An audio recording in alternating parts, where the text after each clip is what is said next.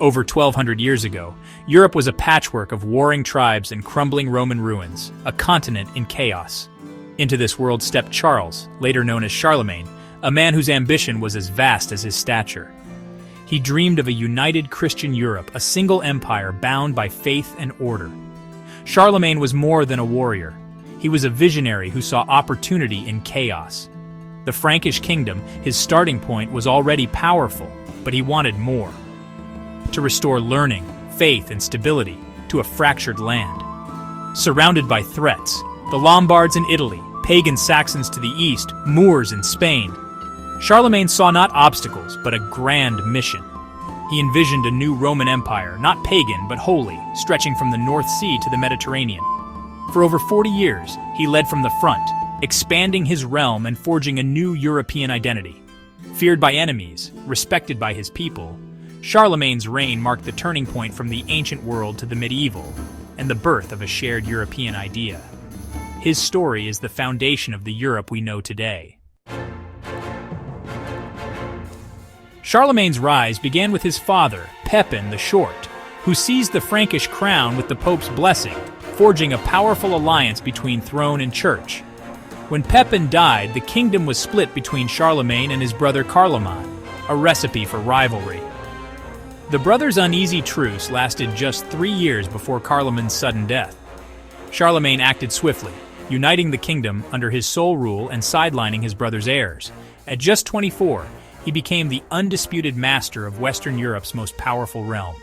With the nobility's loyalty and a formidable army, he was ready to pursue his grand ambitions. The era of shared power ended. Charlemagne now looked beyond his borders. He would expand his rule, spread his faith, and begin building the empire he had always envisioned. The stage was set for conquest. With his kingdom united, Charlemagne launched relentless campaigns across Europe. He answered the Pope's call, crossed the Alps, and conquered the Lombards, becoming their king and protector of the papacy. His fiercest struggle was against the pagan Saxons, 30 years of brutal war and forced conversion, culminating in the infamous massacre of Verdun. Charlemagne also pushed into Muslim Spain, establishing the Spanish March, and conquered the Avars in Central Europe, seizing their legendary treasure. His empire soon stretched from the Atlantic to Hungary, the North Sea to central Italy. Through force and strategy, he doubled his father's kingdom, ruling over a mosaic of peoples and customs. Charlemagne's conquests forged the largest Western empire since Rome. His military genius and relentless drive reshaped the map of Europe. The world was about to witness his ultimate recognition. In the year 800, Charlemagne's power reached its zenith.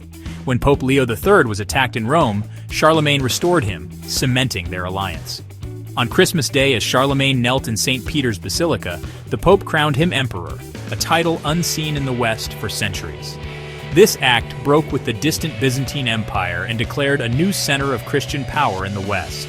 The Holy Roman Empire was born, a Christian revival of Rome, with Charlemagne as its head.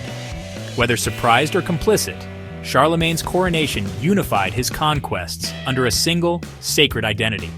He became the secular leader of Western Christendom, heir to the Caesars, and the symbol of a reborn Europe. The age of emperors had returned. Charlemagne was not just a conqueror, he was a champion of learning and culture. He gathered scholars like Alcuin of York to his court, launching the Carolingian Renaissance. Monasteries and cathedrals became centers of education, training a new generation of literate administrators and clergy. His reforms standardized handwriting, Carolingian minuscule, making books easier to read and knowledge easier to share. Monks preserved ancient texts, saving the wisdom of Rome and the Church for future generations. Charlemagne also reformed currency and law, unifying his diverse empire with common standards. His cultural revival laid the groundwork for a shared European identity rooted in Latin, Christianity, and the Roman past. The intellectual glue of his empire would bind Europe for centuries. Charlemagne ruled as emperor for 13 years, overseeing peace and reform from his palace in Aachen. In 814, he died at 67, ending an era defined by his vision and energy. He intended to divide his empire among his sons, but only Louis the Pious survived to inherit it whole. Louis, lacking his father's authority, struggled to hold the empire together. After Louis's death, his sons plunged the realm into civil war. The Treaty of Verdun in 843 split the empire into three kingdoms: foundations for France, Germany, and a central strip that soon fragmented. Charlemagne's dream of unity was broken, but the idea of a united Europe endured. Even divided, his empire became a model and a memory, a golden age to which future rulers aspired. The map changed, but the legend remained. Europe would never forget the father of Europe. Charlemagne's empire faded, but his legacy shaped Europe for centuries. Kings and emperors invoked his name to legitimize their own rule, and poets made him a legend. Both France and Germany claim him as a founding father, but today he's a symbol of shared heritage. The Charlemagne Prize honors those who promote European unity, a fitting tribute to his vision. His educational reforms preserved classical knowledge, fueling the later Renaissance.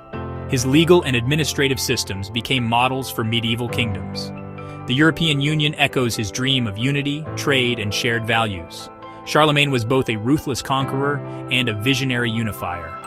For his grand ambition and enduring influence, he remains the father of Europe.